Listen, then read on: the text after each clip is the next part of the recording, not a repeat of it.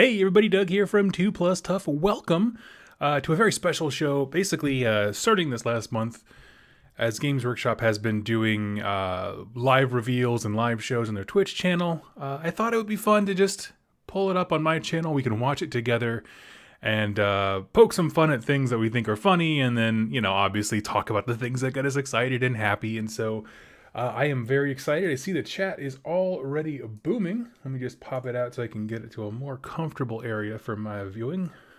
There we go.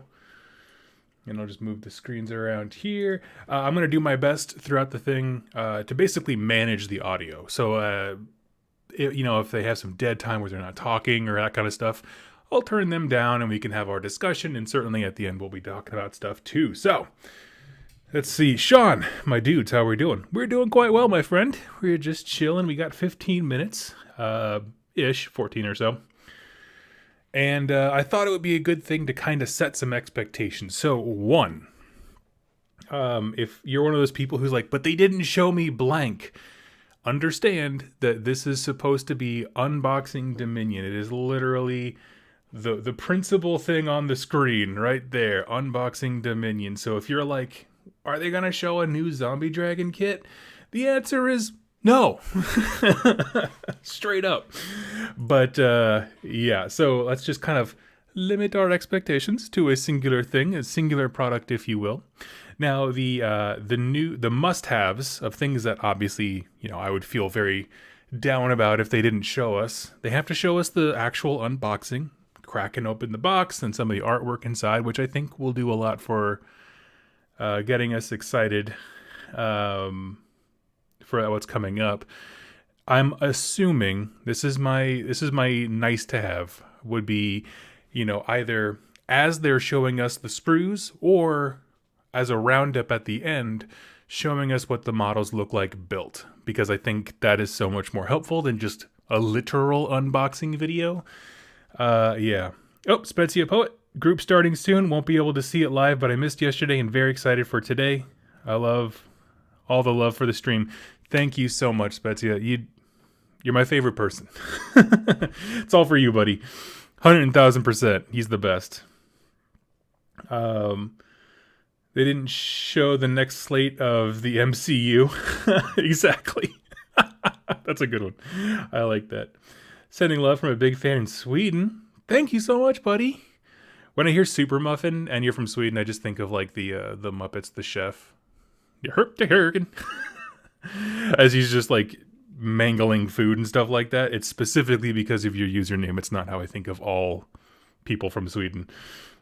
Let's see. Boy, am I ready for this? Hey, Dan. Yeah, so I'm excited. So obviously, yeah, the must-haves are the literal unboxing. The nice-to-have would be a picture of the painted and completed models that are in there.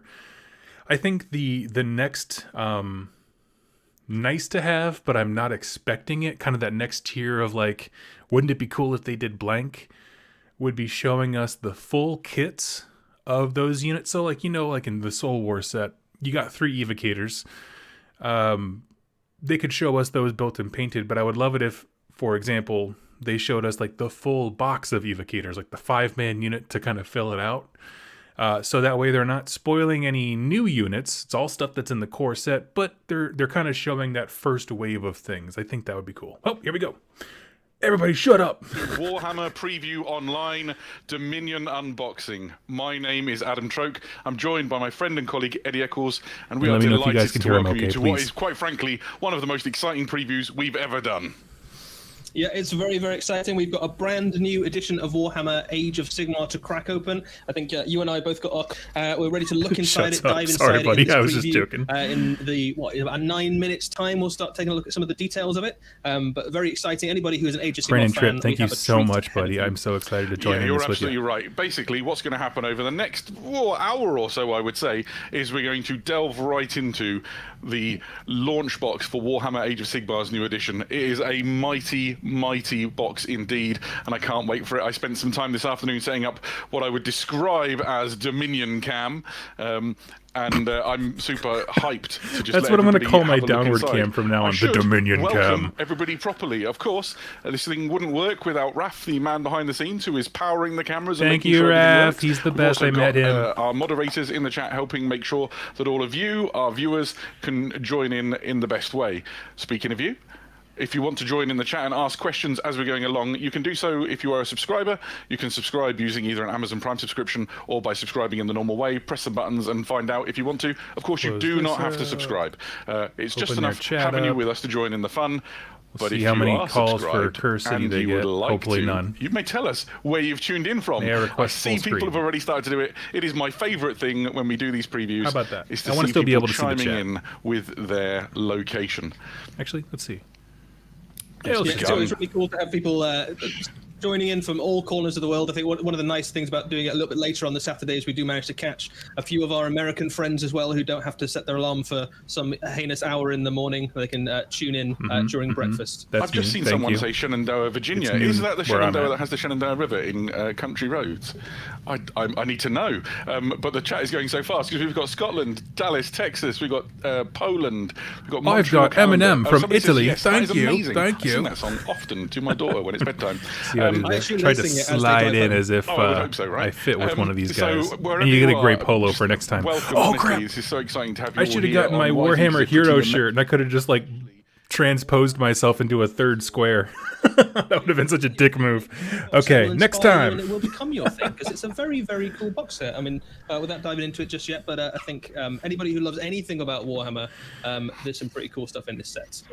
But Adam, what hobby have you been up to? We've got a few minutes to fill before we dive into the box proper. Do you tell us about what you've been up to in your hobby life? Well, the truth is, because of getting ready for this preview, I've actually been very busy and haven't got much hobby done since the last time I was on Warhammer TV, I think.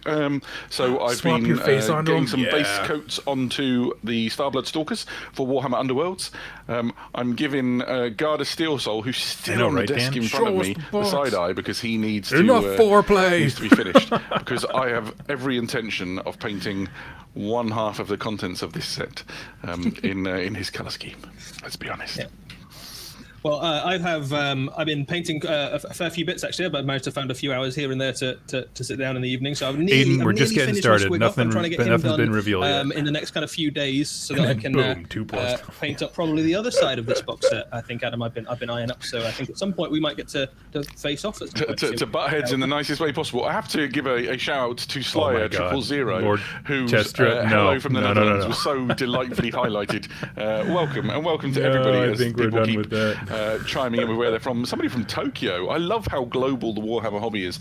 I don't know about you, Eddie, but whenever I'm traveling, I always try and make sure if there's a Warhammer store in the town, I pop in and say hello. There's something really nice, isn't there, about going into a Warhammer store? Because almost regardless of where you are, I think Warhammer fans everywhere start Swedish chefing and excitement. If you go to a store. Also, we've had. I'm gonna turn them down while they're honestly just kind of rambling about hanging out with people. So in this time while they're just kind of chatting away, I'm just going to say, I didn't even realize it until this morning. I hit 40,000 subs. That's freaking huge. Thank you guys so much. I love it.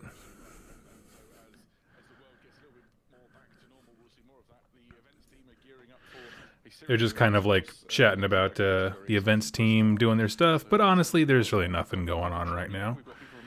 This is kind of their making sure everything works 10 minutes before they actually start doing any meaningful content. This is fantastic. Somebody in the chat has said, "Wait, it's not 6 o'clock yet. Normally we would begin a few minutes." Not a fan of my local store. It's cramped and dark. Honestly, that is a problem that affects many a nerd hole. To show you that at about 3 minutes past 6, we're just going to hit play and let it happen.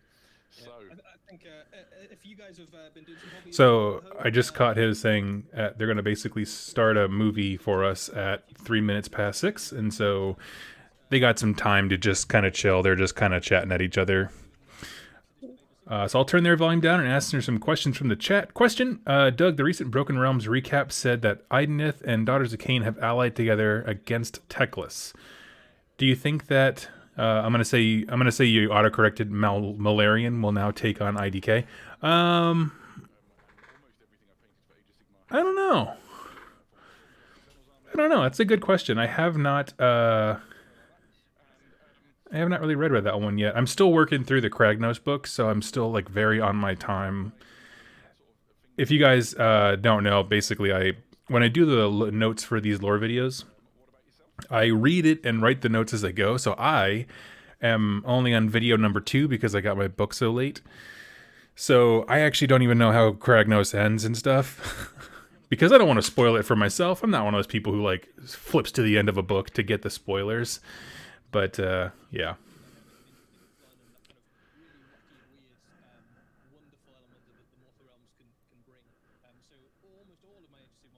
They're just chatting about everyone's Age of Sigmar hobby, what armies they got and stuff. I love that trophy on his back shelf with the hand holding up the hammer. I love it. Honestly, just watching the chat in silence is kind of fun. It kind of is. I mean, it's one of those things, like, I imagine this is the level of small talk that has to happen at work at some point for them, right? Crab Squirrels, 40k subs in AOS content. Oh, the irony. Exactly.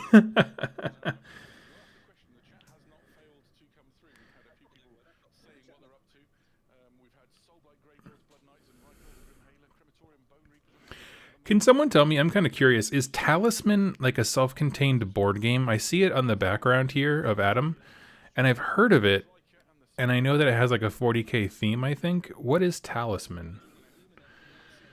Doug, what are your hopes for the new edition in terms of lore? I'm hoping we see Nagash's hold on his legions kind of waver a bit. Honestly, that guy, you know, they've already done the wild out there thing that I wanted, and that was setting the main story in Gur, which they've already announced in the last big reveal, like during the Warhammer TV event week, whatever, that we watched a bunch of stuff from. And I am so excited for that, I can't even tell you. So that's my biggest thing. Talisman is its own board game. It's self-contained. It's pretty fun, even the base edition, but it has a bajillion worth of DLC. Interesting. Raph has chimed in with the word that was very similar to what I was thinking. He said hefty. I believe it is a pretty sizable box in terms of. I've never done a poll. Oh, there was a weird quiet there. I think they were having some problems with their chat. Okay, I'm kind of curious. So yeah, that guy, you know, they already did my favorite thing by putting it in the realm of Gur, but I agree with you. We're already seeing, like, the preamble. I'll give this little spoiler. It's not a spoiler, I promise. The preamble in Broken Realms Kragnos really just puts into context that the firm hold that Nagash had significantly weakened. Which is something we already knew, like from, you know, he went down in Teclis. Like, I don't feel like that's a spoiler. But she does a specific action that I'm not going to talk about that puts a nail in that coffin, so to speak. And so I think you are on the money. I think that Nagash's ascendancy has been dimmed, we'll put it that way. Talisman is more boring than Monopoly, but does it destroy families like Monopoly? That's the question. I mean, that's why we play Monopoly. It's like, I don't want to keep going and helping my aunt with errands. Let's play Monopoly, sever that relationship cleanly, and I'll just never have to help her again. I'm scared. Okay, looks like they're getting started a little bit more earnest here. I'm going to turn it back up. Frankly, one of the most exciting things in Warhammer in, I don't know, ages, as we unbox the launch edition. Hey-o. Sorry, I was looking at it. As we unbox the launch edition for the launch box for the new edition of Warhammer Age of Sigmar. Now, I can see the chat is filling up rapidly. Any moment now, we are going to kick this thing off with, quite frankly, one of the best videos you're going to see.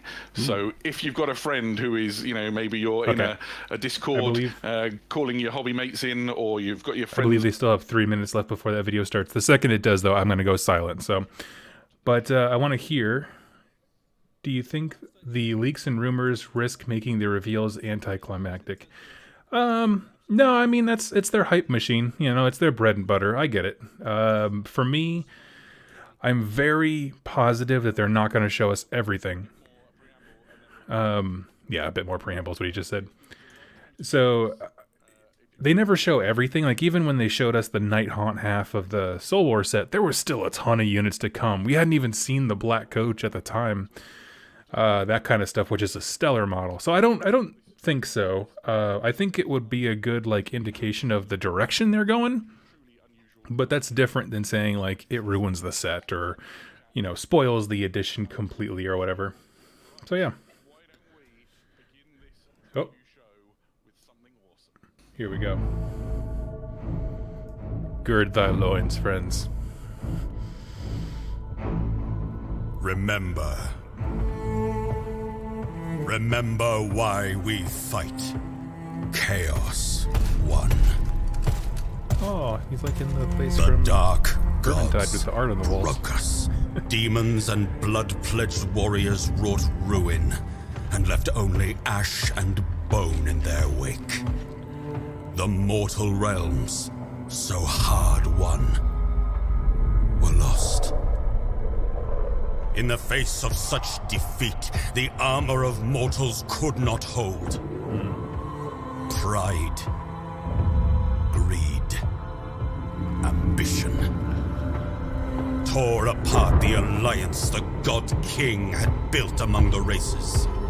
It is well, then, that we are not mortal. Forged in celestial storm, we are the chosen of Sigmar.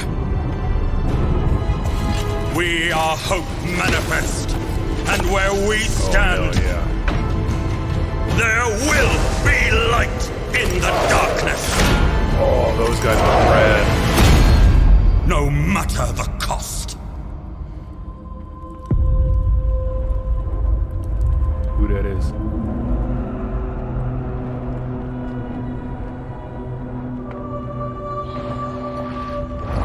Okay, he's a thin guy, like tall and spindly. Trot-like, but yeah.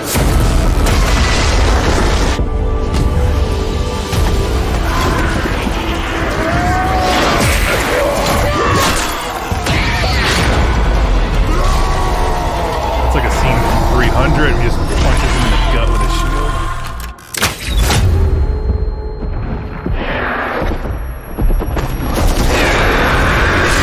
Even as our souls begin I have to a fade, 5-up save!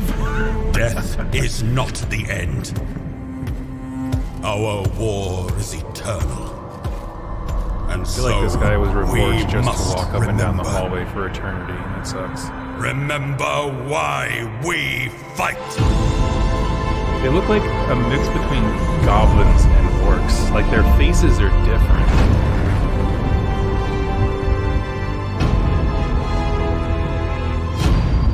I don't know, maybe they're just reconstituting some of the goblins from Lord of the Rings line. We are back, we are still live, and that was the official cinematic trailer for Warhammer Age of Sigmar's 3rd edition. And it's blown my socks off, Eddie. I don't know about you. It's just an incredibly cool piece of footage, isn't it? I think it's always amazing to see Warhammer miniatures and the worlds and the realms brought to life. And I don't think we've ever seen the mortal realms brought to life in quite such vivid, awesome detail. I think Oh, that was awesome. So many I loved it. cool things about that trailer. There's an awful lot of stuff in there that obviously hints at some of the contents in that new box set. So I think we can dive into some of it and have a little look through at some All of the the screens products from that the they've trailer sold us before we open before. the I box love set proper. these But I think screenshots of it him starts walking off with past this these very pieces kind of of art. atmospheric thematic scene with the Lord walking down the corridor. There's pieces of artwork that are familiar to They us people took our who've been looking herbs. through It was really fun. It was really fun seeing the chat call out the things that they recognise as well, and I think that kickstarted the speculation as this Stormcast hero sort of stomps down this amazing sort of processional in Sigmaron. Amazing. Yeah. Yeah, so these kind of pictures representing the great battles and scenes and achievements or defeats of the Stormcast throughout the years. Grot Mob Knobs, that's my favorite mark you win. A nice little kind of nod and introduction. If you're new to Warhammer Age of Sigmar, a nice little... Oh, but the leaders have to have like other rhyming names, like the Hobgob Grot Mob Knob. And I think this is your favorite scene in the whole... It absolutely is. Yeah, led by Bob so I had the privilege of seeing this for the first time a few days ago, and I cannot get over Museum how of cool Stolen Army book covers. Yes. To life. This is the cave where we keep the Black Library artists, and I love it. They never get a moment of rest. Stomps across just everything I could possibly want out of the Realm of Heavens and Sigmaron, the enormous fortress. Awesome! I can't wait to pay $500 to a scalper 10 minutes after the release. Yeah, so they're just talking about the artwork, and it is beautiful. It is absolutely beautiful. That's why I want to keep it on the full screen. But to me, the real question, as Steven kind of alluded to, so Indominus was the big box release for 40K. I just want to know if this is going to be Indominus, and then a smaller set's going to come afterwards, which will then you'll have the scalper problem. Or if it's going to be like Soul Wars, which Soul Wars came out and that's just what it was. So like there wasn't like a bigger pre-release thing. It was just Soul Wars, and there was a bundle you can get with the battle tomes, and that's about it. So I don't know. But like this guy looks badass, right? And all the dudes there. I love this like halberd axe type thing going on here. I love it. They said it would be like Indominus. That's a bummer. Oh well.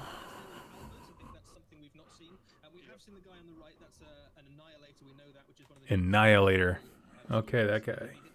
We saw in the trailer itself just how hard they hit. A few of those enemies went flying. Well, hopefully they hit harder than they did in the trailer, because holy smokes, they got swooped. This fantastic concept of the Stormcast. I want this guy on the right to be like a war priest type thing. He has the pendant as the same symbol on the shield of the big guy. Rescue a city of Sigmar, which is in quite the dire straits. Yeah, absolutely. Speaking of which, right? Okay, so this is what I came for. Honestly, he's the same pose as like one of the old Plague Bearer champions. So I was like very confused when this shot came up. So I think we can. We haven't seen this before. This appears to be a new kind of faction. I think a few people were calling out hobgoblins or oryx and things, and I think there's a few hints and nods. You're not far wrong on a few of those calls, and we'll look at this faction in a little bit more detail very soon. And then this is the Lord there, kind of coming out of the lightning itself. I love that bit in the trailer where the lightning hits. So we've never seen Stormcast like materialize out of the lightning before, have we? But I think they captured it really well in that trailer. I think the chat is divided on whether or not the Stormcast are truly the good guys, which is quite fun. Well, they clearly are. Look at them; they're showing up. I mean, the destruction forces work very hard to kind of secure a victory, and then out of nowhere the Stormcast just pop up and steal it from them. If you look carefully, it's well worth a rewatch, and the video will be available on the Warhammer community website, if not by now, certainly in a little while. And in the background, as the city's burning, you can see Duardin and so on being stabbed by the enemies. Yeah, there's a few elves and humans and. For Duardin me, I apologize. There's another glimpse there at some of the forces of destruction. So this guy is really interesting. This is why I record because, everything before I do obviously, it. Obviously, a green skin of some sort, but a green skin with a fairly hefty-looking ranged weapon, which is very interesting for green skin. Because most of the time, about the best thing you can do for ranged weapon if you're a greenskin player at the moment is, a grot with a short bow, which doesn't do a huge amount of damage. But this is definitely a crossbow that can punch through Stormcast armor, as we saw delivered very effectively in the trailer. People that are murdering and raiding that is true. Different angle there for the point counterpoint. Not a good day to be wandering around without a shield, I think. And then. Right. Well, I'll let you, Eddie. This is your favourite bit. This is the money shot, isn't it? So you've got the Lord of the Forces of Destruction there on the back of some kind of massive beast. We can see that huge shield. There's a lot of stuff going on in this, and we'll obviously have a look at this in more detail with the miniatures themselves. But we can see already kind of hints at that kind of ancient-looking, gnarled, almost kind of squiggish-looking shield, which is a little bit of a nod and a wink to some of your really, really classic Warhammer fantasy orcs. Really, if you go back long enough, that was a kind of staple of your orc shields, but kind of really taken to the nth degree. And then the creature that he's riding, I don't think we've ever seen anything quite like that before. So it could be a brand new monster of some sort. Metal that's pounded to look like the face of one, because there we are. I think that was a well worthwhile little tour through the cinematic trailer for the new edition of Warhammer Age of Sigmar. And as I said, you'll be able to watch it to your heart's content on warhammercommunity.com, or I imagine YouTube will probably find its way up there. But whichever, make sure you have a good pause, particularly in the bits where there's things happening in the background when you see the city burning. It's pretty cool. It's a really well put together trailer. There's loads of little nuggets and details and things. So by all means, dive into it, pause it. There's loads of cool little details that will reward you for rewatching and watching through. Hardcore history fan. Yeah, so anything else you want to cover off about that awesome cinematic trailer? No, get to the box. Well, I think I'd be curious to know what the people in the chat thought their favourite bit was. If anyone's got a particular moment that they were like, I love that bit, or I think we were talking about a little bit before which our favourite bits were. I particularly like... My favourite moment was when they showed the models that let you recreate that badass battle. That Stormcast and knock him down a peg or two. That was obviously the best bit. But the particular moment I think that stood out for me is the bit where the Annihilator just punches his shield into one of those... that was definitely my favorite. Orcs, and he just kind of like caves in half under him. That's what a mortal wound looks like, I think. Yeah, you're almost certainly right. I mean, for me, it's the it's either the Stormcast hero walking across the bridge, or I'm going to turn them down because I just I can't handle the filler dialogue. But yeah, hurry up, I'm hungry. Oh my god.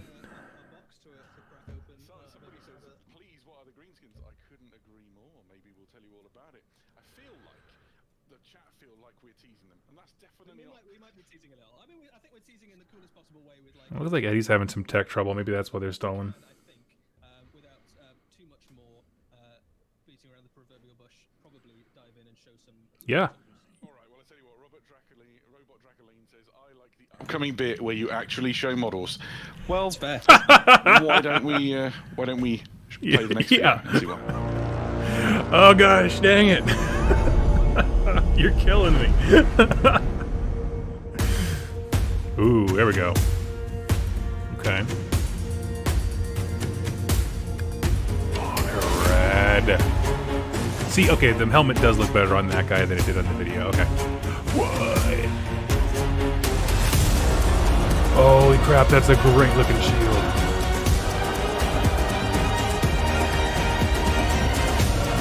Yeah, we saw her. I love the armor. I love the color of it.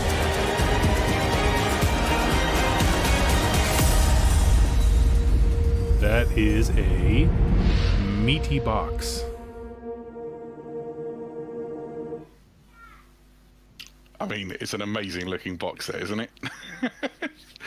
I think probably not wrong to say one of the best Warhammer box sets of any description ever to come out of the Warhammer studio. An absolutely incredible box set. I just bought Croak for either side. $15. I don't have money for this. I think we're going to start off by diving into sold out. Exactly. in a bit more detail, but we will quickly come I don't think she's in what the I consider to be the better half, but I think Adam would probably have the other opinion. Yeah, I'm definitely all in on the Stormcast. And we've seen a few of these before when we did Warhammer Fest. So in I think it was kind of recapping it. Will be familiar to you if you follow along on each of our previous shows. She is an incredible centerpiece model for a Stormcast Eternal army and has a really interesting backstory, right, Eddie? Yeah, she does. She is Sigmar's beast killer, basically. So he sends her off to try and find monsters and take them out. We're going to Gur, and we got the coolest we beast know a little bit about her ever. already. She's basically a similar sort of level to something like the Celestant Prime, and kind of the interesting thing that she Only Rogue, sets up I kind of agree with you. This It looks amazing. Sigmar has Not several super sold of in the these, Grok guys. I want them to spend more time showing me pictures of them. I feel like they kind of but she can put into any storm host. You can paint her whatever color you want. She is like a powerful kind of top tier level character in the mortal realms, and it's just really cool that such an awesome centerpiece kit comes in the launch box set for the game as well. Oh, I lied. You know, They're coming with this. This is awesome. Stormcast characters in the whole army, and she comes in this box, which is pretty cool.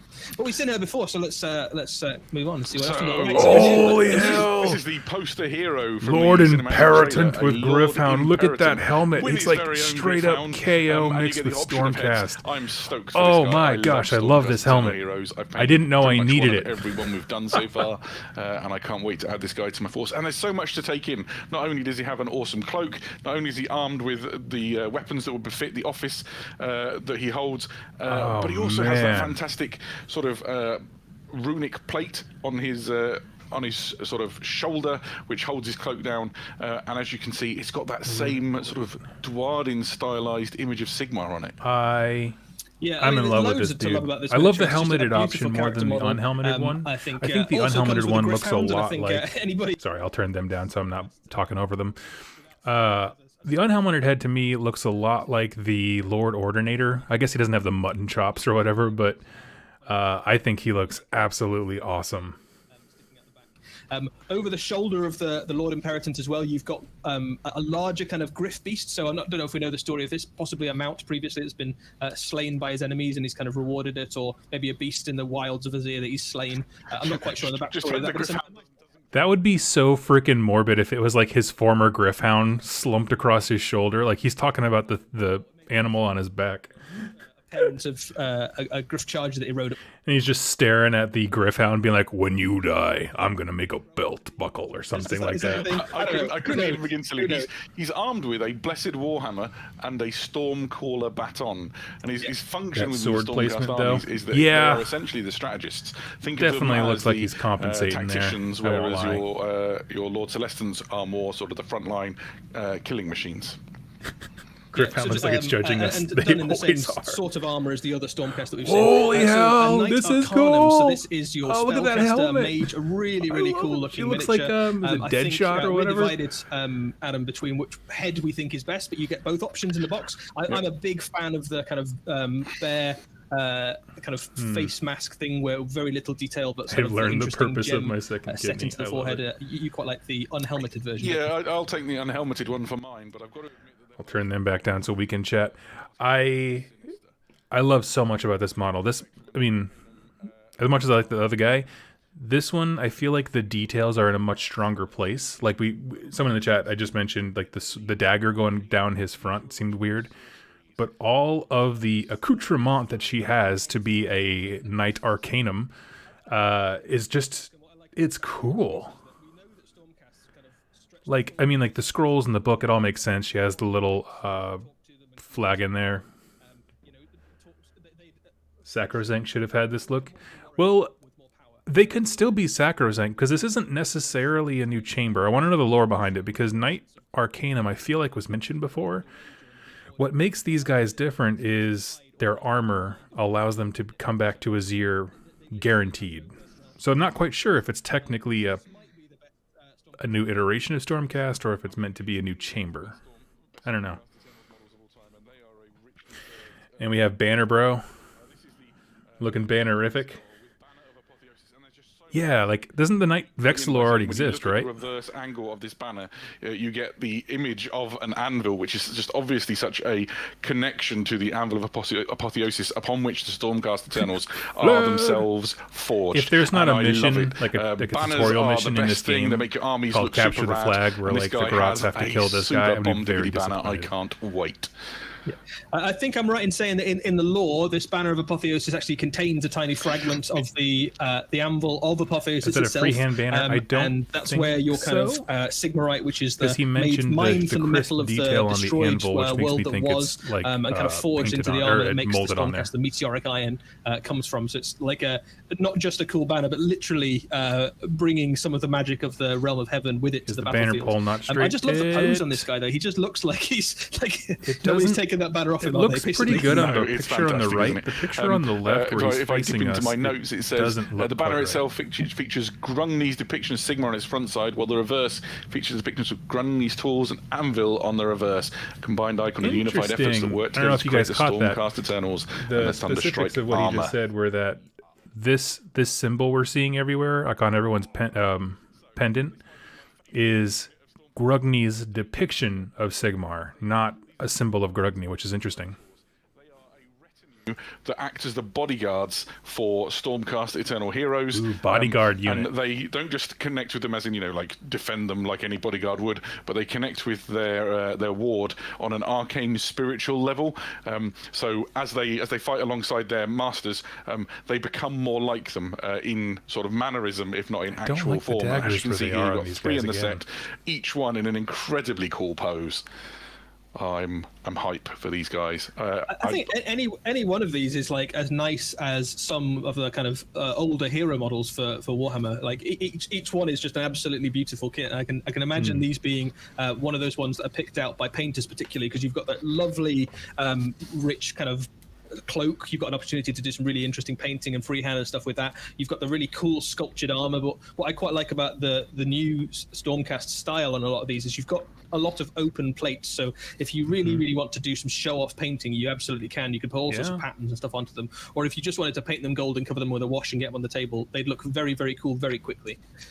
Yeah, and these guys have soul guard halberds. Bet they'll be a unit of 5. They may not be, because Nurgle in 40k has a bodyguard unit that's grim new 3 dudes. These Here guys are the big boys dudes. then, the Stormcast Eternal Annihilators, with just the most imposing silhouette going, aren't they, really? They look absolutely amazing. I mean, I think the paladins for the Stormcast, all of the paladins, like your Retributors and stuff, already look like they could wade through a wall, don't they? But these guys have like stepped it up a notch. Like the size of these guys, the shoulder pads, the kind of intimidating presence of them. And look at how thick the legs on these guys are. They just look like nothing is going to stop them. And that's very much how they play as well. Like this is the paladin unit that just takes a beating. So they've got incredibly good saves. And when they land and when they hit, they cause mortal wounds when they charge into stuff, and you could see that in the trailer. A couple of those guys slam into. I love them. I was trying to like give them time to talk, so I'm not just constantly talking over them. But I am really, love these really models. Fun unit, both in terms of like the miniature itself, but also in terms of how they play. I love the shield design there. It's got that kind of rune embedded into the center of the shield. I'm going to turn them down for a hot second. One thing I want to point out that they're not mentioning is, like, I love the more subtle approach to depicting a hero of a unit. So, like, the guy in the center is clearly the leader of the unit because he has that lion chest plate. But if you look at the other details, like, he doesn't have, like, a ridiculous plume coming out of his helmet or top knot like other heroes do for other units. It's just that one plate. And I was like, I like that. I like that it's subtle. It's not, like, hyper flashy or whatever. I think it's a good choice. Two on either side look great, but the Prime, particularly cool. These are Dougcast 2+ paladins. Prime details you get on you the unit leaders for Stormcast. So lions and kind of eagles and various other kind of mythical creatures. Vindictors. We've gone over, but I wanted to give a shout out. Their weapons are called meteoric hammers, and I'm like, it conjures the right image, doesn't it? As these guys just absolutely pulverize people. So now on the screen, Stormcast Eternal's Vindictors. I've been practicing all week saying their name right, which might seem like an easy name when you think about Vindictor, but for me it's been a challenge. So there are 10 in total. You have 5 on this shot, and then the next shot you're going to see the other 5. And these are a battle line unit for the Stormcast Eternals. They are armed with, he says, scrolling through his notes as fast as he can, they are armed with Thunderstrike armor. They're carrying massive shields, and they've got storm spears. Are they a 10-man unit, or do you get 10 of them in the box and they're a 5-man unit? Use to dominate because the they are definitely lightly armed compared to Liberators. Liberators. Get it done. I'm a huge fan of battle line units. I've got so many Liberators painted. It's really quite ridiculous. This lady in the bottom these left. guys straight into it.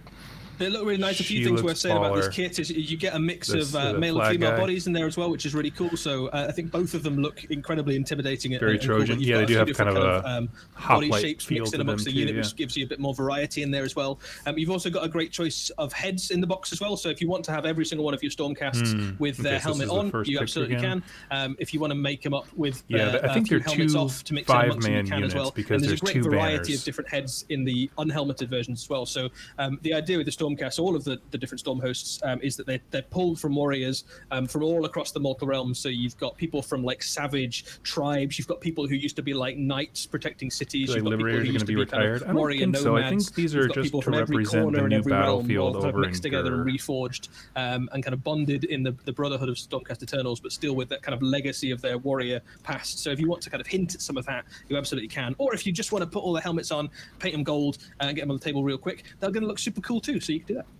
Yeah, somebody in the chat said, "Are there heads for the female models in there?" There absolutely are.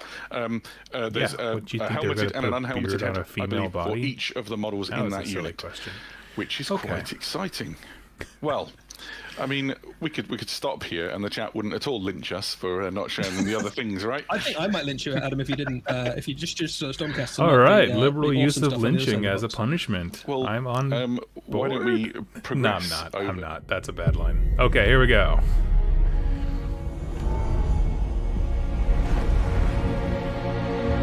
Take me on a journey. Entry number 41. I've had a breakthrough. The beasts made it past the guard, and many were taken. A tragedy, but a fortunate one. A knife left behind. Thinner this time, not at all like the ones in the books. Designed to pierce armor, perhaps, but of what? Not the usual Auric approach either. Barely even shouted. Diversions. Far more cunning than before. Ooh. Something is brewing in the swamps, I'm sure of it. Alas, if my theories are correct, then we are in more trouble than we know.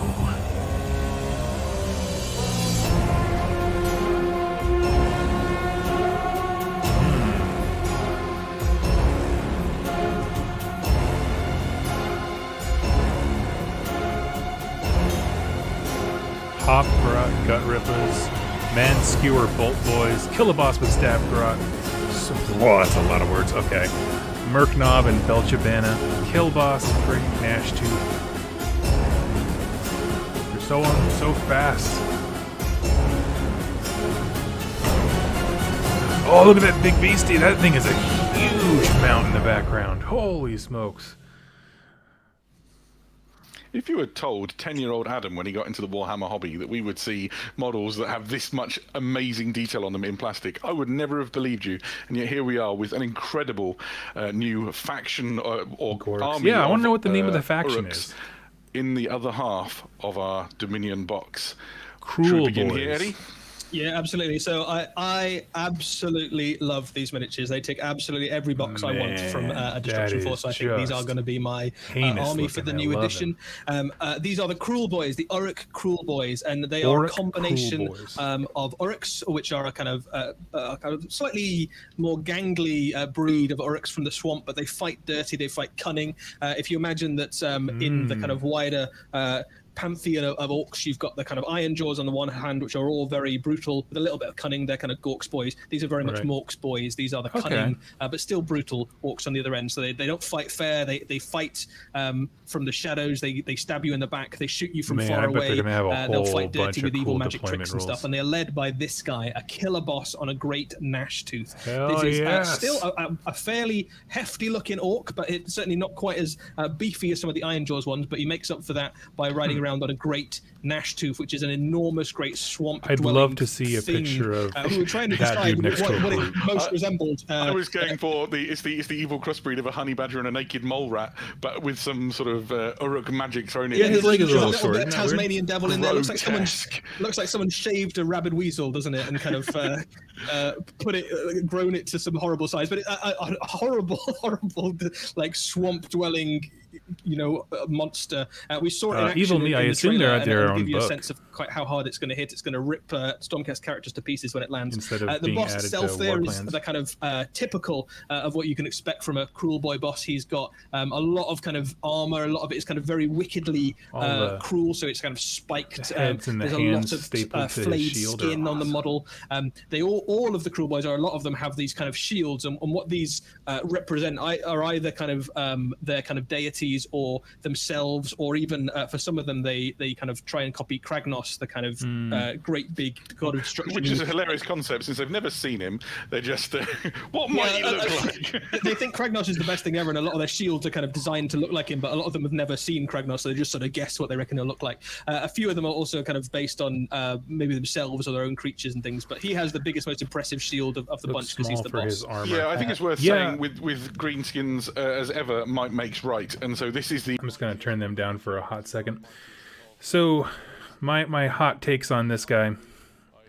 The armor does look small. His legs are a little bit weird. I think this is a really cool model. I think when he's next to the normal Kruleboyz, like the normal dude from their faction, it might put it into perspective because he might be vain enough to try and like put all kinds of big crap all over him to make himself look bigger, which just end up looking goofy. Kruleboyz, though. And here we have the Swamp Caller Shaman and his attendant Potgrot. When we what a Potgrot! Oh my God! Smoke weed every day. Characterful little chap, isn't he? So we'll start with the Swamp Caller Shaman, then we'll come to the Potgrot in a second. So, like all Oryx, there are those of them who are blessed with magical powers, and they can hear the voice of Mork in their head. This guy does a few little tricks for Potgrot is the mood, faction, exactly. So, he obviously gives you a little bit of magical support, but he's particularly good at concocting potions and things, so he can kind of create elixirs and things that you can give to your nearby units to give them extra abilities, or you can use him to kind of summon swamps, summon mist and swamps. See, I love kind of things. I love that give you some tactical edges on the battlefield. Like all he foregoes the shield, but he has that same accoutrement. He fits in the faction. The kind of mists it's just he went for a WWE belt buckle or whatever. Yeah, 420 Woggett. Just like Gordrak smashes in the gates of his ear, and he's just like, legalize it.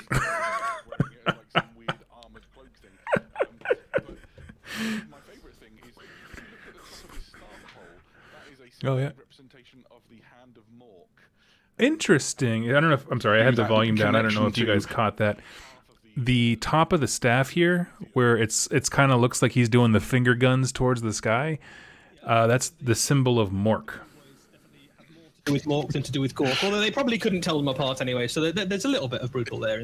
Yeah, so if the chat thought that the Potgrot was the thing that was going to steal the show, I present to them its rival in the Killer Boss with attendant Stabgrot. Nah, see, Stabgrot's too serious. It's essentially the same premise as the Killer Boss. Potgrot's my boy. The enormous beast. However, this one's this on is foot, incredible. and So one he of gets his the feet shield is actually or a on the chest flail. of a soon to be dead, if not already so, Stormcast Eternal. So this is the but ground he is joined version by my favorite. The ground version of the guy who was riding the mount. And you can see he looks far more proportional with his armor and stuff. So I think that's the whole thing with the Killer Boss on the mount, that like I think he was wearing big clunky armor to look bigger. But this seems very proportional, and I like it.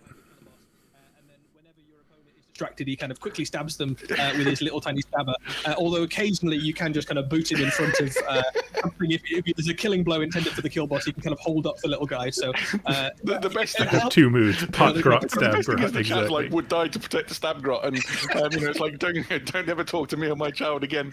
But the best thing is because it's all sort of Uruk culture, he'll just kick him in front of anybody. He's very attached to him right up until the point where he isn't. Yeah.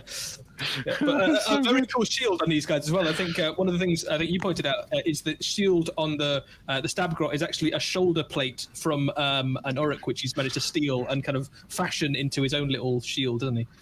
Yeah, absolutely.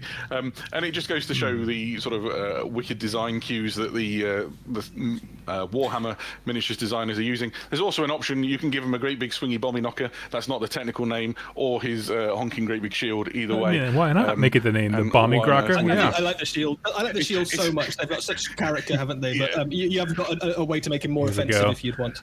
Right, I think this guy might be my favourite model with the Belcher banner. This is a Merc Knob with Belcher banner. So Belcher banner, Eddie. It's a great name. Belcher is a great name, isn't it? So basically, what this guy's got is a banner, and you can see on the banner there's this tongue hanging down. And what they guys do is they sneak into the swamp, so they find these great big horrible reptilian lizard things that kind of belch smoke and gas and stuff, and they kill them and they chop off their tongue and they stick them inside a banner, and the tongue keeps kind of emitting swamp gas for months and months and months after they've stuck it in the banner. Yes. So when this guy carries it round, he kind of brings with him the kind of the head under his crotch of the swamps wherever he goes. Another way of their kind of fighting dirty thing. Another really nice thing about this is that the banner itself represents the kind of totem hierarchy of the Kruleboyz and their kind of pantheon. So at the top of it, you've got the depiction of Kragnos. Again, they might never have seen Kragnos, but they've given it a good go. He's got kind of horns and he's got like a big red head at the top.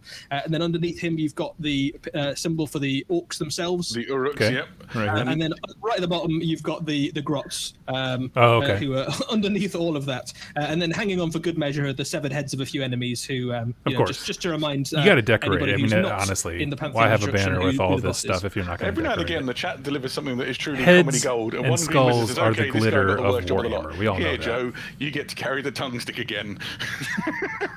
I love it. I really do love that connection from sort of, the sort of primal deities that they worship with Kragnos, and then through the Uruks, and then the Hobgrots with the teeny tiny little what would you call it? The head disc, looks a bit at the bottom of the like banner. Vince Ventrella. Right, but it's not all heroes, although that would be awesome. Manskewer, yes! A number of Uruk units. These are the Manskewer Bolt Boys, and you saw just how horrendous these can be in that cinematic trailer as one of these shot the Lord Imperator. How big are these guys? Because it looks like they're firing tree branches at you, which is just baller. Yeah, so these are Manskewer Bolt Boys, and they are a very different thing for Oryx than we've seen before. Most of the time, Oryx like to kind of charge in. No, not a boy skewer, a man skewer. There are a few within Oryx culture who like to fire from the back of the battlefield and play a little bit dirty.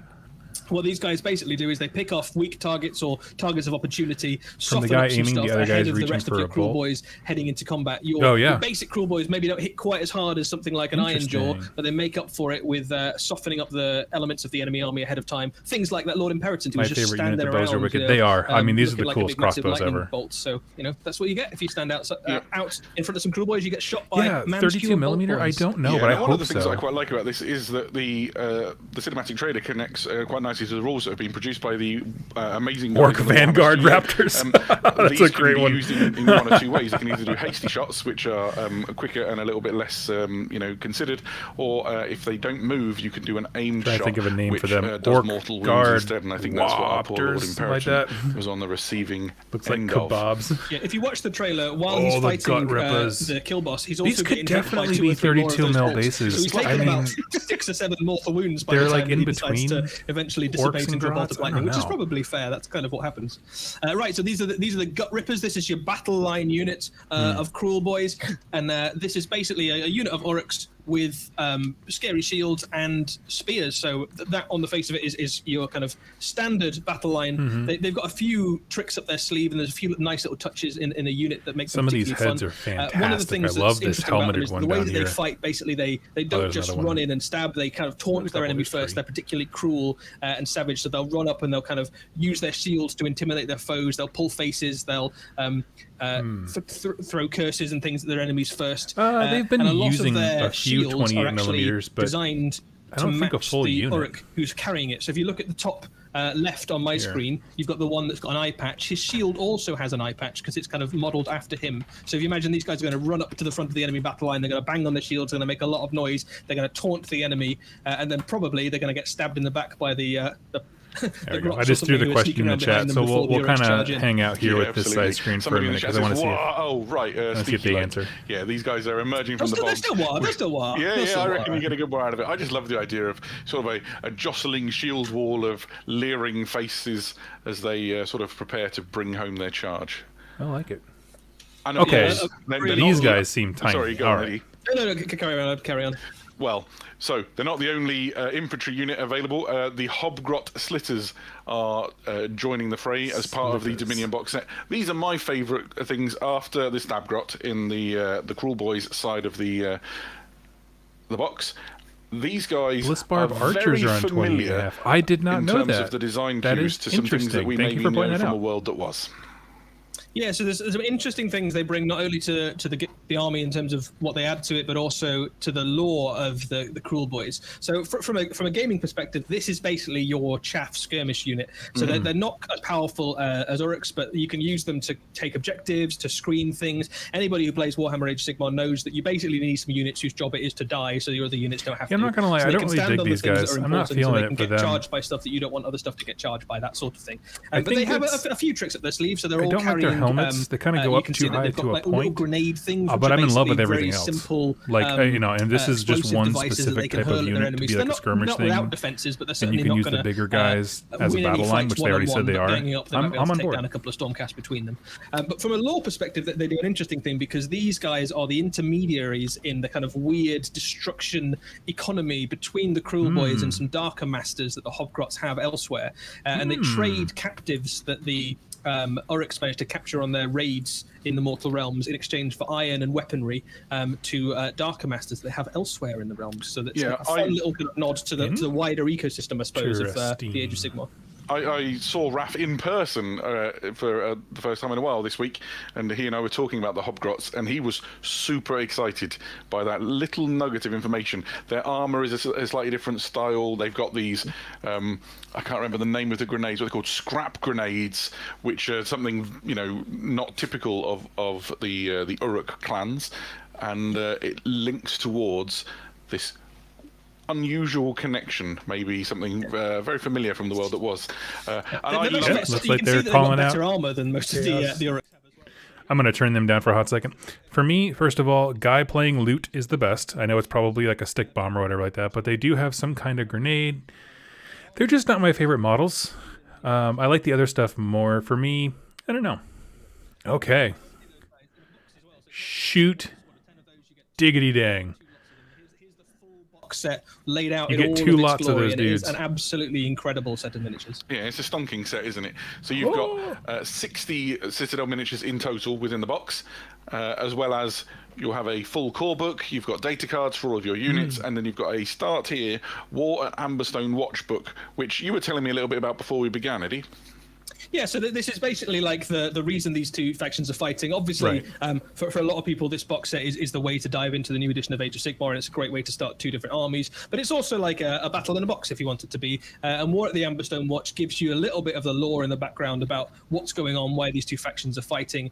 And there's a lot of things going on in the Mortal Realms new edition that have kind of set up a lot of new battlefields. So there's this concept of lots of the forces of Sigmar kind of venturing out into unexplored portions of the Mortal Realms to find new places to create cities. And what that obviously does is the Mortal Realms are full of horrible, horrible things, not least of which being the Kruleboyz. And a lot of these settlements get attacked, and the Stormcasts are kind of on a constant war footing to kind of drive back the forces of destruction, of chaos, of death. Insane in the brain, it probably is limited, with the rise of but Kragnos, the constant box after that is probably going to be fairly much the same without the two big centerpiece heroes, I'd imagine. Battles that are happening all across the Mortal Realms.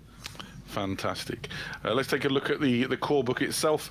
The core book that comes inside Dominion is a special cover, which you see here. It has Indrasta sort of, I guess, striking down, literally it appears on a bolt of lightning through just hordes of wibbly tentacle demon things. Looks like she's and given this a is chaos the special cover that comes on the core book that you'll find inside Dominion.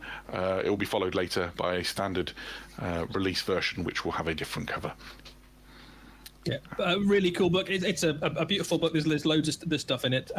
So we have a few other bits and bobs to talk to you about. But if you are looking for miniatures, stick around, please, because the Dominion box set is not the only miniatures that we're going to show you today. So we have a few hints, some of the future stuff that Orcs and Stormcast Eternals will get. But before we dive into that, we have a few other bits and bobs to talk to you about first, specifically about the new edition as a whole.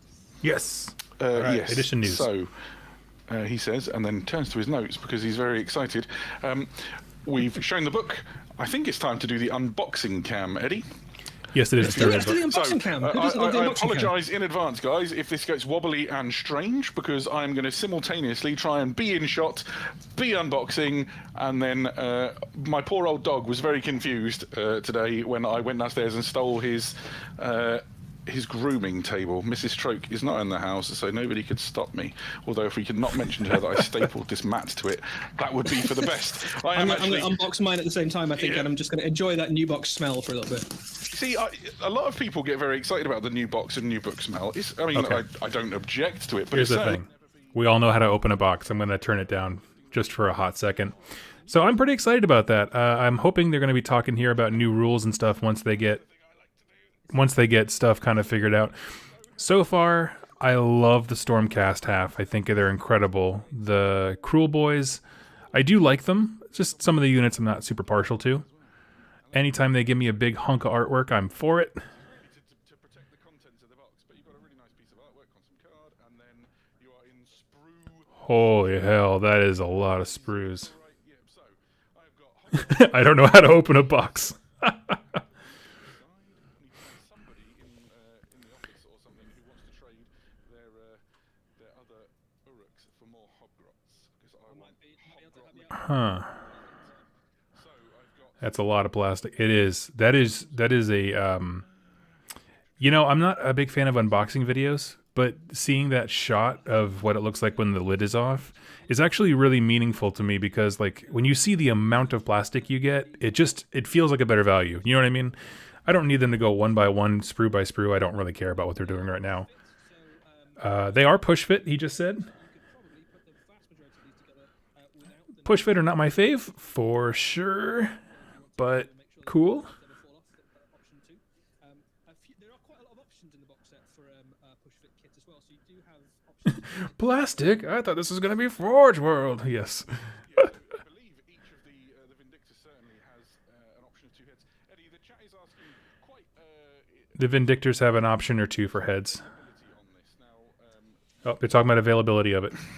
Yeah, absolutely. So this box set will be available while stocks last. It will be available to pre-order in the month of June. We don't have the exact date for you today, but it will be available to pre-order in June. We have made an awful lot of this box, but if you do want to get yourself a copy, it will definitely be worth pre-ordering it when the time comes. We are confident we've made an awful lot of them, but it will be an available while stocks last box.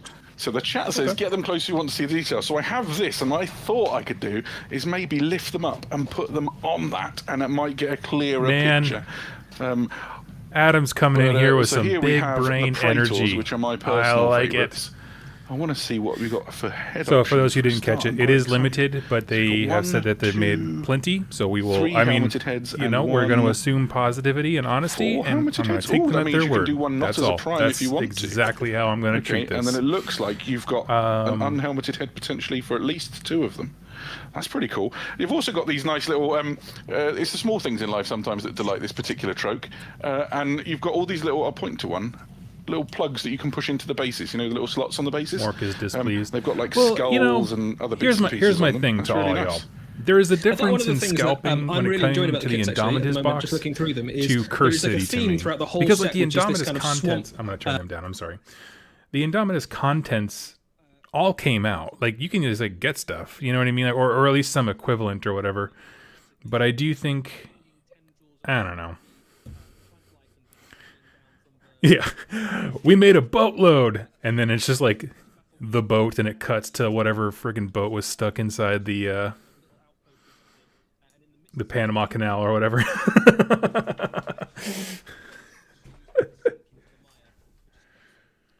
So I don't know. Doug, when you want to speak, turn them down so we can hear you. Yeah, I'm trying to get better.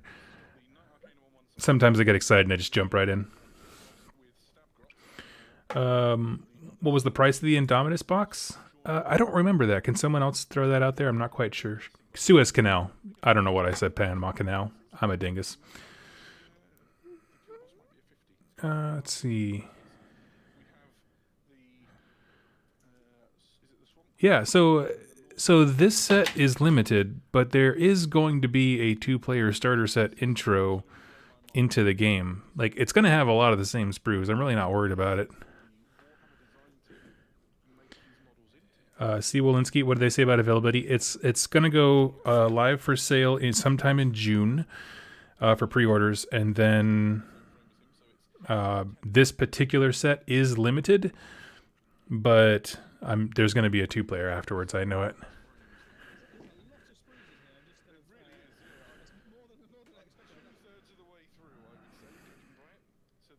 A dinghy's worth. I've jostled myself too much and I've gone out of focus. Raffle helped me reset it. Turned away to some sort of order. In the meantime, I'll just be excited. I feel like this is how parents must feel like on Christmas watching their kids open presents, where you're just like, oh, I wish I could experience that joy.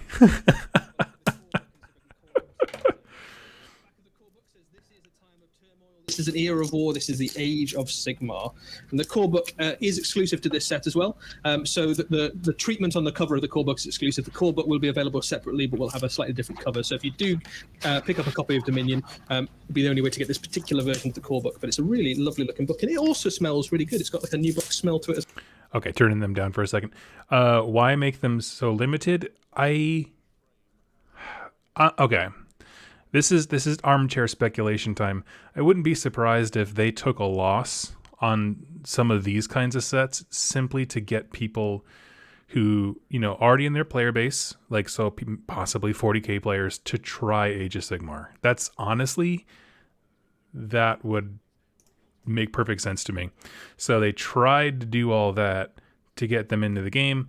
And then from there, they have a more standard and reasonable price in terms of how much their profit income stuff is. So here we go back to them. Little flaps, which have got an assortment of bases nestled away underneath them. I'm going to whip out all the bases now. You have one great big bag of bases. This is a mixture of standard 25mm slotters. You've got some 40s in there with the double slots. And then you've got... what's that going to be? A 60? Probably even says on the back. I don't know. 60mm. And then this is going to be for the... So he kind of brushed through it, and so don't take it as gospel, but he did say 25 mils were in there. That makes me think the hobgoblins are on 25 mils, but I don't know what the other ones would be, the ones that I'm interested in. The instruction guide, no less. So if you're like me and a bit of a numpty when it comes to putting models together, you can sink your teeth into this. Somebody was asking me loads of questions about bases. Should you be listening still? You have 22 25mm bases, 14 32mm bases, 22 40mm bases, one 65, and one 105mm oval. So if you were excited about base sizes, not me, but if you are, some people really like base sizes. It's a commonly asked question in the chat, and I don't blame them. And then here we have the start here. Thank you for not making it sound like a dumb question. Amberstone watch. And it's got some narrative. It looks like it's got loads of lore detail on all the characters and creatures inside of it. I might turn the light off on that, see if that gives you a better picture. I don't know if that helps or not. Nope, yeah, that's okay. Fantastic. Doesn't contain the rules because they're all on these, which is a lovely set of cards. I'm just going to rip the paper. Don't do it, Adam. Don't do it. Do it. There we go. So we got sort of... Oh, Matthew, don't be like cards that. He's a cool guy. Of the characters and creatures and stuff within there. Now, if you were more of a rules guy than me when it comes to Warhammer Age of Sigmar, you could probably pounce right into this and tell you what's awesome. I'm just going to go straight through because I want to know what a meteoric hammer does for an annihilator. Spoil exclusive a meteoric right now. hammer. Oh yeah, all right. So 3 attacks, 3+ to hit, 3+ to wound, -1 rend, and 2 damage. That is quite awesome. I'm gonna have a proper read of those later. Sorry, off camera, guys. And then the surprisingly massive core book, which how do I open that? I've cracked this open myself, and it's 360 pages, so it's a hefty tome.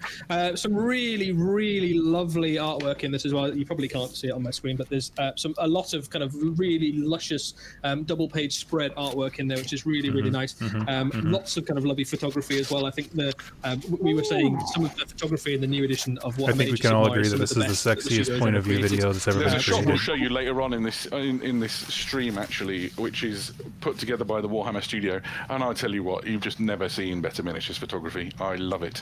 This book is massive. It's just absolutely packed. I know the Warhammer Age of Sigmar team in particular has really focused on sort of breathing more depth into the setting for the Mortal Realms.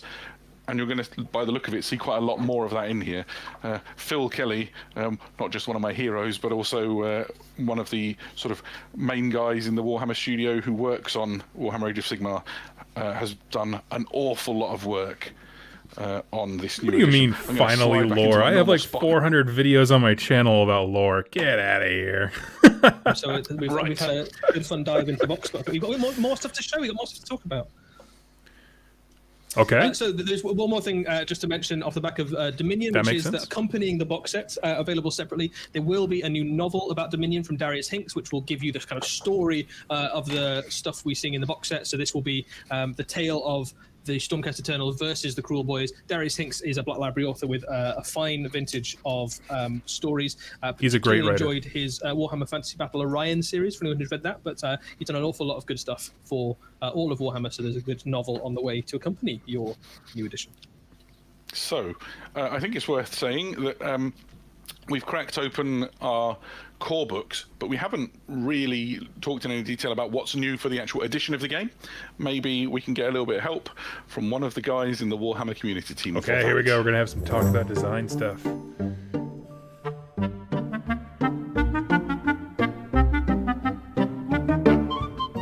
And then just a cheeky highlight of silver on the very edges of the armor, like that. Perfect. Nick! It is I, the benevolent and omnipotent Sigmar. Sigmar himself! Silence! We have no time for inane mortal babblings. Now tell me, what are you doing? Well, I'm just painting these new Stormcast Eternals. They're cool and all, but... I said silence. Sigmar does not engage in idle chit-chat. I am here to give you 8 new things about the new Warhammer Age of Sigmar. I got a pen and paper ready to chat about it later.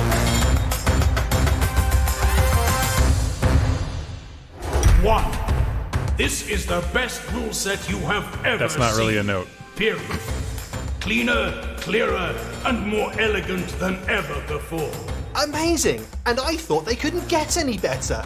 They can, and they have. You don't have a Reddit These are account. rules you could take home to meet your parents. 2. Your heroes have more to do than ever before. That means more command points and more abilities. Crikey! Yes! More chances to show off in front of the troops, thanks to all new heroic actions. 3. Monsters are called that for a reason. And now they can accomplish some properly monstrous things in the charge phase. Gee whiz, what sort of things do you mean, Sigmar? You know, stomping, roaring, smashing, monster stuff. 4. Going second doesn't mean you'll be finishing in second place. With more command points to spend if your opponent takes the first turn, you'll have ample time and resources to disrupt their moves. Does that mean there'll be less downtime? Silence! Speaking of which, 5. No more watching from the sidelines as your troops take the brunt of the enemy's attack. Use reactive command abilities in every phase of the game to interrupt your opponent and frustrate their plans. Okay. 6. Endless spells are back and more vicious than ever, with predatory endless spells now moving in every hero phase. That means double the magical mayhem. 7. Build your army in interesting ways using different core battalions. It's simple, flexible, and you even get some cool new abilities to try out. Wow, surely there can't be anything else. Incorrect. I said 8, and I meant it. Sigmar never lies, apart from to Nagash. That guy sucks. 8. Send your army on a path to glory campaign and see your cheery little warriors rise from bumbling farmhands to mighty conquerors. Take territory and earn artifacts, spells, and other shiny trinkets. Praise be to Sigmar! Well, there you have it from the big man himself. You get all of this and some rather swanky miniatures I hope they buy in him the new enough beer Dominion to box, the best Warhammer Age of digest the Sigmar box cheesiness set of this. we've I love ever it. seen. Right, Nick, gotta go. The mortal realms aren't going to save themselves. The greatest box set ever! Representations of Sigmar in this video may not be representative of the God King himself. Divine intervention should be neither inferred nor expected. At least some persons in this video are entitled. Oh, they cut it off. Well, first of all, hats off to Nick Baton from the Warhammer community team for being such a good That was sport and fun. helping And Sigmar himself. and helping potentially Sigmar to deliver 8 amazing things about the new edition. I think my favourite one on that list, considering how much I've enjoyed delving into Crusade, is the talk of all the narrative fun you're going to be able to have with Path to Glory. What about you, Eddie? Which one stands out? I think certainly talking to the Age of Sigmar team about this, they're particularly excited about the opportunities that narrative can bring to Age of Sigmar. Narrative, as right from the beginning of Age of Sigmar, has been a really important part of how that's been presented. I love the campiness too. Yeah, I think I'm quite excited about monsters and heroes having a bigger part in the game in terms of having to be able to do more stuff because I think monsters look awesome, and I think every armies that are full of monsters always look really cool on the battlefield. And then also the idea of endless spells, predatory endless spells, being able to do more cooler stuff. I haven't used much in the way of predatory endless spells yet. There's always seemed to be something slightly better for the points in the army, but actually if they're getting better, I'm quite tempted to paint up a few of those. I've still got a few. Shadow Sift, it is AOS 3.0. Pre-orders go up sometime in June. So much, but I've just not managed to find a place for it in an army yet, but this might be the catalyst I need. Right. So, somebody in the chat asked a question that I believe I can answer. I would say I can answer this with 85% certainty. I've been looking on the frame, and I think that the Indrasta head is always bareheaded. I don't think there's a different option. If there is, then I will be equally surprised and delighted when I build it, which might not be in the too distant future, considering how my weekend is shaping up. Woohoo! Right. So, we have basically just dived into Dominion. We have looked at the cinematic trailer. We've delved into the box and looked at both factions. That's got to be it, right, Eddie? That's got to be everything we've got today. I think we might have promised more models, Adam. I think we might have a few more models up our sleeves. Okay, beautiful. Well, around the time of this release, following hot on the heels of Dominion, will be some extra releases for the Stormcast Eternal. So let's have a look. Of course, Stormcast. Haven't gotten a model in forever.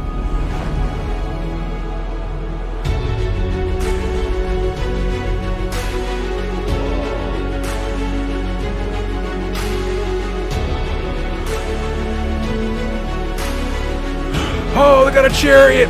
Yes! Holy hell, that's so cool! Oh, man.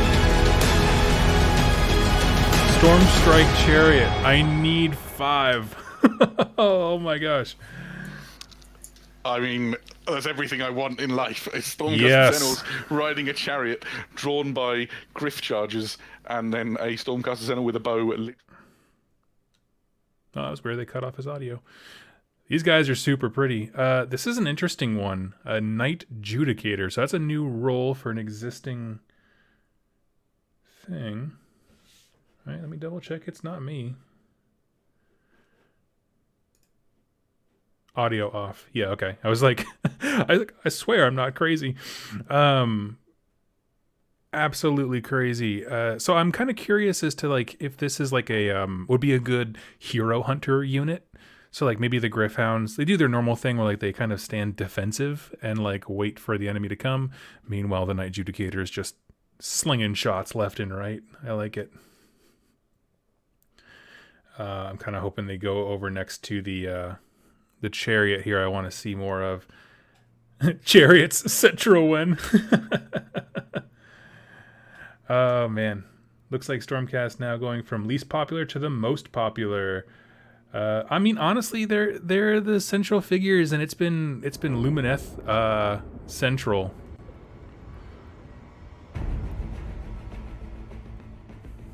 Okay, they're having some technical troubles, but that's okay. So I'm gonna leave their volume. Actually, I'm gonna turn the music down. But yeah, so I'm excited. Let's start talking about this stuff. Oh, here we go.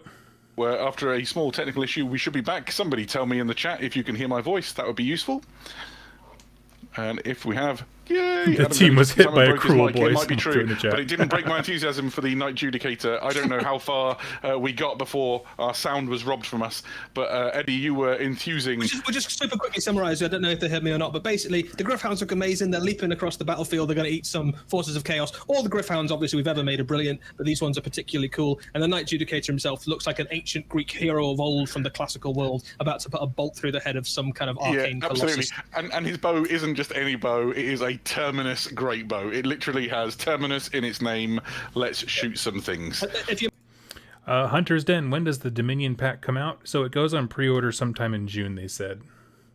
They didn't say if it's going to be a 1 week or a 2 week pre-order. Bow is probably, poking through the second story of a building if you decided to walk indoors with it. So that is an enormous bow. So it's like the size of bolt throwers. And this is my Speaking of favourite. enormous Look at bows, it. It's a chariot pulled by griff chargers. Come on. It's so cool. He's got a Stormcast leading off the side with an enormous bow and arrow. It's got a Stormcast leading off the other side with a can ride the wind of Theric. It's got 2 griff chargers with specially adapted paw-type claw thingamajogs to make them gallop more effectively. It's everything you need in life. Even doesn't require sort of reins between the riders and the mounts, because such is the synergy between the Stormcast Eternals and their griff charger friends. I love it. I could probably give you some cool Stormstrike chariot facts if you give me a moment. So just looking at the model again, it's kind of reminiscent of that kind of almost kind of classical aesthetic that some of these Stormcasts are bringing with them with these new miniatures. It looks like a kind of Romanesque or kind of ancient Greek-esque looking chariot. But obviously on a massive scale, you can kind of get a sense of the size of this thing. It is not a small chariot. There's a human skull you can see at the bottom of the base, so you can imagine the size of those things. Those are not the size of horses. They are a lot bigger. And that bow is about the size of a bolt thrower, so it is a big old chariot. If you follow the lore of the Stormcast Eternals, this Stormstrike chariot hails from the Angelus Conclave, and it is sole purpose is to deliver devastating charges and harass the enemy ranks. They are equipped with a great stormbow and a Stormstrike axe, or potentially you can swap one of those out for a tempestuous spear. More on that closer to its release. I don't even know what that is. We haven't seen Me one of neither, those. but I like the idea of Sounds stabbing cool. people as you go past on a chariot. Not really, just for Stormcast, right? No real. You're not allowed to do it in real life. It's frowned upon, but you can. Adam, I assume it'd be bigger than a Chaos Chariot because they use horses, and griff chargers are so much larger. Time we're going to have with the new edition of Warhammer Age of Sigmar, the Dominion box being followed so quickly by fantastic new plastic kits, and the Stormcast Eternals aren't the only ones. Oh, here we go. Here we go. Here we go.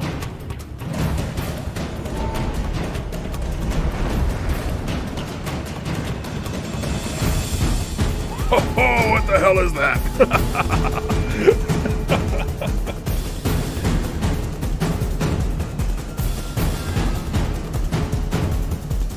I love it. He's pulling Beast Skewer Killbow. Fire Brute. Oh, man. I mean, if the Kruleboyz have floated your boat as you've looked through the Dominion box with us, then you're going to be very excited about these. Raf, throw the first one of these up on the screen and let's get excited. The Kruleboyz Beast Skewer Killbow. It's like the size of a tree.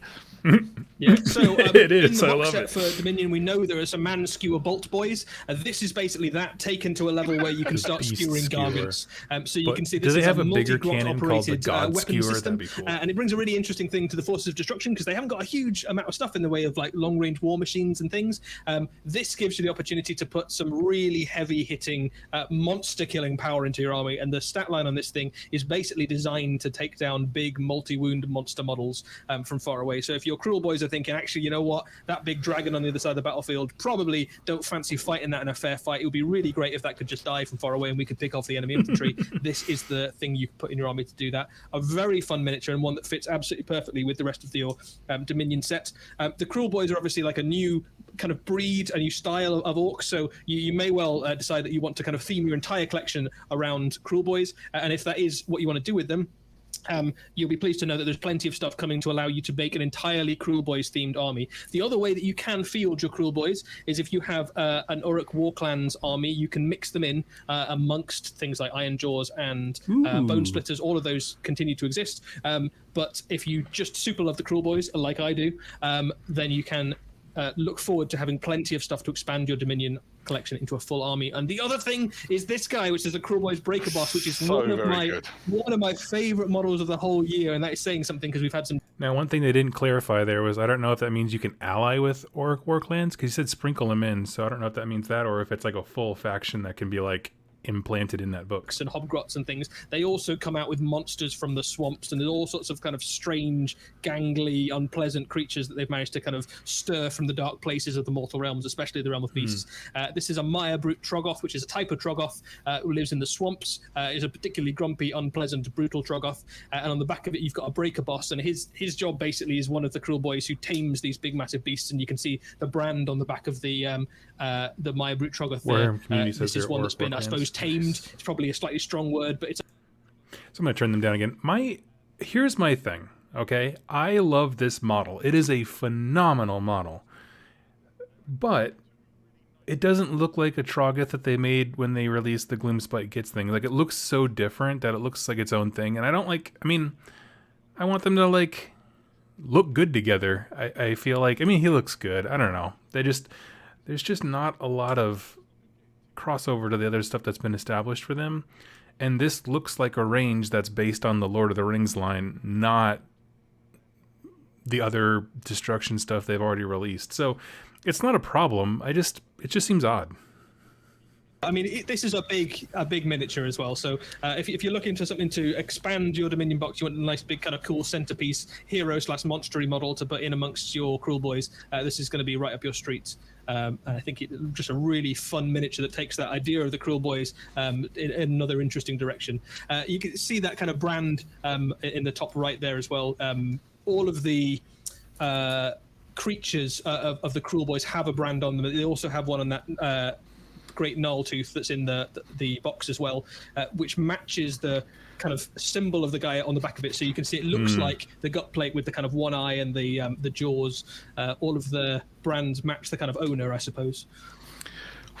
And there we Master are. Blaster. It has been an incredible rush for the last, I don't know, hour and 20 minutes or so as we have delved in to this sensational new edition. There's a question going around in the chat I don't have an answer for. Somebody was asking, are the games going to be played on the same size table? He needs to make a rapid decision on his gaming table for his house. I'm afraid I don't know. We can answer that. So table size. The new edition of Warhammer Age of Sigmar uses the same gaming size scale as Warhammer 40,000. So if you have current edition of Age of Sigmar and all of your tables are built, you can still absolutely use those and they still count as official, they still work. But the sizes of game, particularly for match play, are designed to be effectively take your battlefields from something like Warcry, and you can scale them up. Kind of, if you have 2 of them, or 4 of them, or 8 of them, or 16 of them, you kind of scale up your battlefield. You mentioned size. Warcry; it still exists. Dig it. Amazing. If there's any other questions we've seen rattling around, we might have a few minutes just to kind of answer any kind of prominent ones about the Dominion box set. I think we've dealt with most of it. A quick reminder: this is available to pre-order in June. It will be available while stocks last, but we have made an awful lot of them. So if you want to get your hands on it, and why would you not? Because it's an absolutely incredible box set. Do please look to pre-order it when the time comes. That is incredible. This is give me this scaffolding terrain. With that absolutely I know part of it exists in Warcry, but some of it's not from that. Glorious swamp. That is pretty much just the best looking Warhammer battle I think I've ever seen. It's so good, isn't it? The Warhammer studio team, the painters, the miniatures designers, the photographers, the folks who've worked on the books, the team who've developed the rules and the lore. For them, this is a really special day as we get to unveil what is coming in this new edition. I couldn't be more proud and more excited by the work that Jez Bickham, the head of the Warhammer Age of Sigmar team, and all of his gang have put into this just sensational looking box. It really has been just an honor to open it and to share some of it with you as you've joined in the chat. I don't know how many of you there still are, but we have had tens of thousands of you in here with us, and it has been a delight to share our enthusiasm. What remains for the rest of this is for us to thank you all so much for coming and for spending, I don't know, an hour and a quarter with us. Hope you guys don't mind. I'm going to turn them down. No, we don't have a price yet. We won't probably know that until the week before it goes up for pre-order. So I'm just going to have them kind of run in and we're just going to chat. For me, so I listed things off. I was taking notes here as we went. We started off, so I'm going to say this very, very clearly. We do not have a price. We know it goes up for pre-order sometime in the month of June. It's unclear if it's going to be a 1 week or 2 week pre-order, because there have been times where they've kind of mixed that around a bit just to make sure everybody can get what they want. The 2 factions involved are the Stormcast of course, and the Kruleboyz, a new version of orcs that we haven't seen before that really focus on the mork side, the sneaky, tricksy side of things. You also obviously get the core book. There's at the same time a novel coming out by Darius Hinks, who I really like his writing. Let me see. I can't. Give me 1 second here. Let me pull up his books here. There's one. He does a lot of the Git Slayer ones. What else does he do? There was one that I liked. What was it called? War Queen. That's what it was. Yes, War Queen was a short story in the novella series that I thoroughly enjoyed. I did a review on that one. So I'm excited for that. Darius Hinks. He's a good writer. I like it. That was really it. And then they went into the unboxing, which, quite frankly, I don't really care about. I'm going to tell you what. I'm going to go over to me. And because they're just kind of wrapping stuff up here. And I want to save myself the bandwidth, if I'm totally honest with you. I don't need to watch folks say goodbye in the lengthiest, most rambly way. There we go. So, yeah, we got that one. They started unboxing it. If you really want to watch them unbox the thing, just go back in this video and you can watch it. Honestly, I don't get a lot of thrill out of seeing people hold up plastic, but, you know, you do you. Let's see. But the interesting thing, they said similar to Indominus pricing. Yeah, I mean, it's a similar product. That doesn't surprise me. Let's see. So then they went into a video where they did 8 facts about the new edition. So this wasn't just unboxing the box. They gave us some idea of what's coming out soon with the new edition. So the ones that really stand out to me, I'm just going to go through them and we can just kind of chat about them briefly. Let's see. So we've got the rules are cleaner and clearer, which of course they are every single time. That's not something that they fail to promise on. It's just that as the game progresses and new battle tomes come out, it gets more and more complicated, right? I mean, like, the core rules of Age of Sigmar, I have never felt were terribly complicated. It's just when they start compounding it with expansions and new armies and that kind of stuff that everything gets a little complicated. So they say cleaner, clear. I don't doubt it. It'll be fine. We'll see how it holds up once books start getting released for the edition. More for heroes to do. Now, this is something that has been brought up before, kind of like in a rumor mill, where heroes will have access to more command points, like I'm assuming being rewarded for taking heroes, or maybe that kind of stuff, and abilities. So I'm thinking they're going to take the idea of universal command abilities and kind of expand that to heroes specifically, to kind of like give them more options and tools, which I think is good, because there's, even though the current system is better than the first being only your general can use a command, or, a command ability or like that, which was just terrible. The truth is, the current system, even when you can use anybody's command ability, you take heroes that have certain ones, it's a bit limited because not all the heroes, A, have command abilities, and B, some of them are just like little low-grade small heroes. And so giving them more options, I think of stuff like the Great Bray Shaman or the Beast Lord. He has a sad command ability, sad panda style. There's some Keratin Overlord heroes that you're like, what's the Ether Chemist going to do? You know what I mean? Like, they have roles in the army, but in terms of like on the ground in the battle, they don't do as much as they could be, so they're not quite as exciting. So I'm excited for that.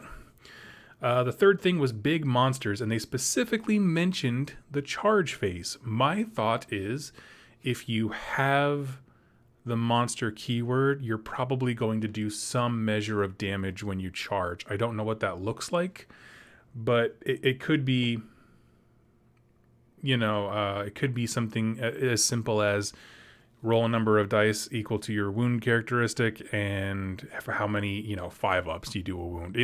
I just made that up, so please don't think that that's it. But there's something there in the charge phase. They do impact damage, I'm imagining. That's all they said about that. For me personally, I have made the joke before.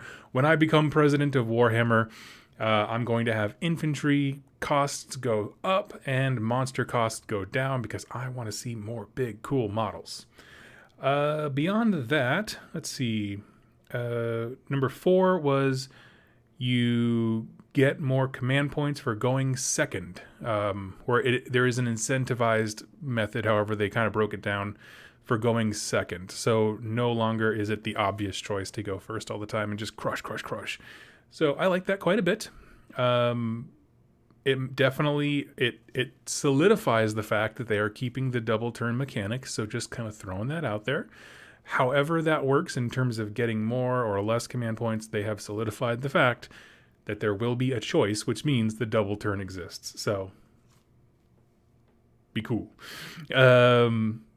They also said there's no downtime. And what they were referring to there, this is number 5 now on my list, was reactive command abilities, which is something that I've heard quite a bit mentioned before, where the idea is like, say you get charged, you get to have a reactive command ability. The rumor currently online is that it works like Kill Team. If you know Kill Team, you can take a pot shot at people. You can actually move away, which I think is a bad idea for large units. Or you can, like brace for attack or something. There's a few different reactions you can do. For me personally, I think this is probably the closest thing we'll get to alternating activations of like act and react, but not I go, you go. But yeah, I don't know. We'll see. And then so that was number 5 was reactive skills. Number 6 was endless spells. Now they move in every hero phase, not just the hero phase of the person who summoned them. So, honestly, I don't really use endless spells. It just feels like one more thing to keep track of. And so I'm like, no, thanks. I've got enough problems for getting every rule in my army. But, for people who really like the endless spells and like seeing them on the table and put a lot of work into customizing them for their faction, that's awesome. I'm happy about that. Number 7 was core battalions. And this is something that I don't... they've alluded to before, certainly during the big reveal week. The battalions in your battle tome at a certain point will no longer be valid. Instead, there's going to be a core roster of battalions within, I'm assuming, the core book that are going to go through how you can construct your army with different benefits and that kind of stuff. And in saying that, a lot of people will feel very upset, as you have seen online from rumor engines and that kind of thing. I would just like to throw out there, however, that that's not a full picture, because having, full battalions and stuff like that, where it's that in a vacuum.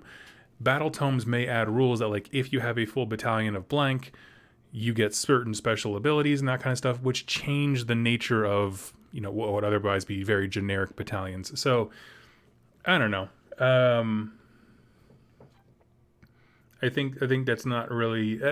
it's something that I think about because I like building flavorful armies. As long as it allows me to build the kind of armies that I see in stories, I'm happy. I don't care. Number 8, the last one here, was narrative gaming or narrative campaigns. So if you don't know, Warhammer 40k has a narrative game format. Now, so technically does AOS, but it's this very nebulous thing, right? Where it's like, where are we playing a narrative game? We're playing an open game. We'll make up our own rules. We don't care. But in 40k, they took the extra step of saying, like, no. Narrative is a format. Here's how you play narrative. It's called Crusade. You get a hero, some chumps, and then you build out and you requisition new units into that, and you build a warband or army as you go. That was the core idea behind Path to Glory in its current iteration, but it largely does not work well, to be perfectly honest with you. So what I think they're going to do is basically take Crusade and make it the new rebranded Path to Glory system, where you have your hero, your chumps, you slowly build an army. And if it's anything like the 40k version, guys, it's going to be freaking baller. And the reason I say that is because if you don't know about the 40k one, everything from mutations, you can actually follow your heroes as they change. So like in Space Marines, if a guy gets killed, your hero gets killed, you can bring him back as a dreadnought. Like it's the same character, but it's a free upgrade for you. Now he's a different kind of unit. I actually went this last weekend and picked up a Tyranid force. I just traded off some stuff I had filling up the closet. I traded off a bunch of stuff to get a Tyranid force just so I could play in the local crusade things going on. So I'm very excited about that. I cannot wait. That's the easiest way to get new players in, is like a slow grow league where there's a whole bunch of cool stuff. You know, I can paint up both sides of this box and hopefully have a pair of armies that people can join in with. So that's certainly the one that excites me the most, just having seen how they do supplement material. Because also remember, it's not just a crusade system that they have for 40k. They actually have their own, these little like tiny A5. I have one, but I don't want to go searching for it right now because it's like in that deep in that shelf behind me. But the idea of like, here's Warzone, we'll make up an example, Warzone, I don't know, Akshi or whatever.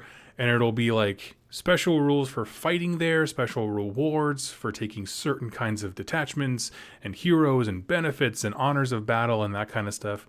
And I mean, they don't sell them for very long, but like you also don't need to play them for very long. You can kind of fade in and out. You can do a whole bunch of stuff. So there's a lot going on with the Crusade thing that's not, it's more than just in the core book is what I'm saying. You know what I mean? So once 3rd edition fully drops, and then Battle Tomes from there start incorporating that into their Path of Glory section like they do in the 40k ones, I think it's going to be really cool. So I'm actually very excited. Now, on a personal note, you know, this is done recapping all the stuff that they showed us.